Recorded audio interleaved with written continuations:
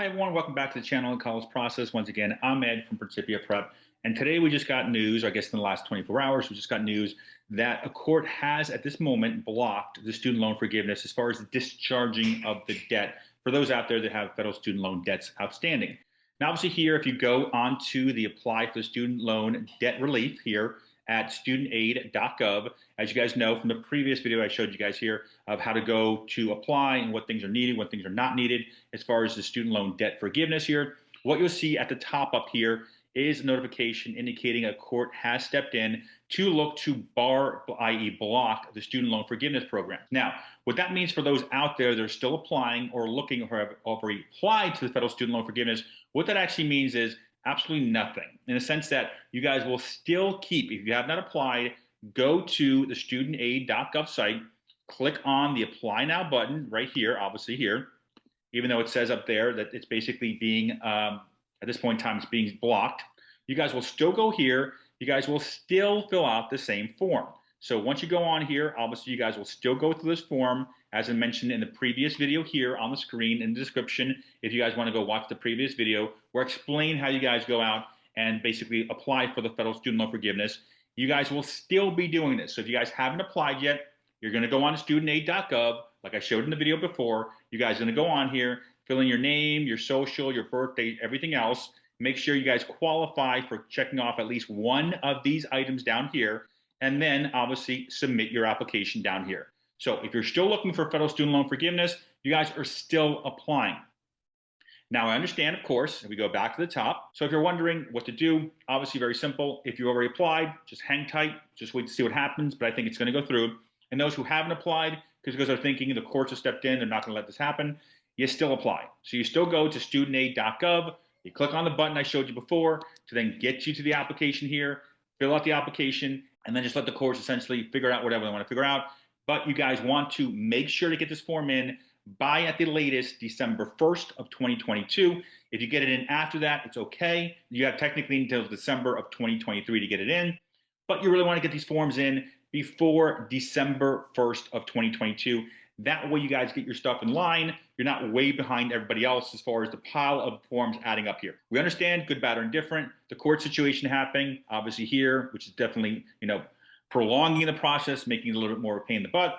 But it is what it is, good, bad, or indifferent. I'm not going to take the political side here, but you still fill out the forms, and then we just wait to see what the courts may say. And for those who are wondering, well, Ed, we already submitted our forms, or anything we can do right now, or for those who are wondering, we're going to be submitting our forms very soon here to basically start the federal student loan forgiveness process. And is there anything we can do as well? For both groups, whether you submitted or haven't submitted, the next steps I would be doing now while we're waiting for the whole court nonsense to kind of resolve itself is very simple. Since, as many of you know, as I mentioned in the previous video about how to apply for this program and how to get ready for it, the next thing you need to know is that they will be taking anywhere from a month to 2 months to process your forms. Now, for some of you, they will need from you guys your tax documents, either your 20 or your 21 tax returns, to see if you fall below the income requirements here for either a single individual at $125,000 adjusted gross or below, or a married couple here of $250 adjusted gross or below. As I mentioned, obviously, all the same information from the previous video. For some of you here, they are automatically going to give you the federal student loan forgiveness just by filling out this very simple form I just showed you a moment ago. For another part of the group out there, the larger group of you guys out there, they're going to want tax documents from you. So they're very likely going to want one of two things from you guys. One, they're going to want a copy of your federal tax return, your federal 1040, or two, they're going to want from you guys a copy of your federal tax return IRS transcript. Now, if they are looking at you guys not for the tax returns, but they want from you guys a tax transcript, what all of you guys should be doing, especially if you've already filed for the federal student loan forgiveness or if you're going to be filing, is you want to make sure to go to the IRS site, and I'll show you guys right here. And of course, what you guys want to do is get a copy of your tax return as well as a copy of your tax transcript as well for 20 and 21. And the way to get the tax return transcript is very simple. I'll show you guys right here. You guys go to the IRS site, irs.gov, very simple. Once you guys log on here, you just go down here to the bottom left of the website down here and click on Get Your Tax Record. Once you click on Get Your Tax Record, what you can do is go a little bit further down, and right here, it allows you to get online your tax transcript. Now, it does ask you, if the U.S. Department of Education does ask you for your tax transcript, there's two different types. There's a tax account transcript and tax return transcript. You guys want to get the tax return transcript for 20 and 21. These, by the way, are things you guys can do right now as we wait for the whole process in the courts to resolve itself, as well as the 1 month or 2 months they've already told us they're going to take to process our forms. And since very likely they're going to ask for either the tax return, which you can easily get from your accountant or yourself if you did it yourself, or number two, the tax transcript, the return tax transcript, by the way, once again, here is where you guys can get the tax transcript, the return tax transcript, to have this paperwork ready just in case they come back and say, we need your tax transcript or we need your tax return. That way you guys are ready when they do resolve this court issue, as well as when they come back to you if they're asking for more documentation, i.e. I want to have my tax return for 2020 and 21 and my tax transcript for 20 and 21 in hand. So the minute I get that notification saying they want more stuff from us, you can go right into it and send them the stuff they need. That way you don't delay the process any more than it has to be. So we're getting to the tail end here. Hopefully this all gets resolved and the student loan debt is basically forgiven for those out there that are eligible for it. But you can see up here, obviously the applications are still open. So you guys are still applying for federal student loan forgiveness. So if you're wondering, now the courts have stepped in, they're trying to block this. Should we stop? No.